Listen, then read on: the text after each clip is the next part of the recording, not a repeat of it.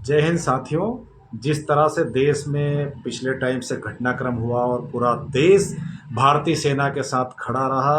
और पाकिस्तान के दांत खट्टे करने के लिए पूरे देश के एक एक नागरिक ने, सभी धर्म, सभी जाति के लोगों ने, सभी पार्टी के लोगों ने देश की सरकार और सेना के साथ खड़े होकर जिस मजबूती से संदेश दिया और जिसके परिणाम स्वरूप एक विश्व में हमारा संदेश गया। पर दुर्भाग्य की बात है कि भारतीय जनता पार्टी का मध्य प्रदेश का मंत्री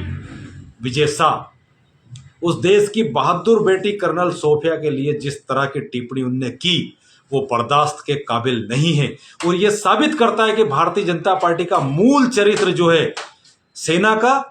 और देश के लिए लड़ने वाले लोगों का सम्मान करने का नहीं है। यदि वास्तविकता में प्रधानमंत्री नरेंद्र मोदी और आरएसएस के लोग और भारतीय जनता पार्टी यदि भारतीय सेना का सम्मान करती है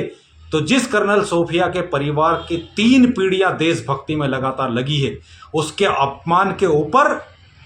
तत्काल प्रधानमंत्री जी को एक्शन लेना चाहिए और विजय शाह को मंत्रिमंडल से तत्काल बर्खास्त करते हुए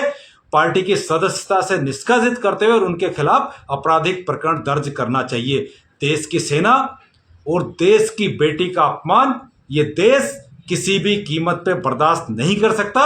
विजय शाह को यदि आप मंत्रिमंडल से नहीं हटाते हैं और उनके खिलाफ कार्रवाई नहीं करते हैं तो नरेंद्र मोदी जी, भारतीय जनता पार्टी के महानुभाव लोगों और आरएसएस के लोगों, आप सेना का सम्मान नहीं कर सकते और देशभक्ति का झूठा राग अलापते हो। जो आप तिरंगा यात्रा निकाल रहे हो वो भी एक तरह से आपका झूठा और दिखावा और देश में वोट लेने की राजनीति का परिणाम है। इसलिए मंत्री को तत्काल बर्खास्त कीजिए।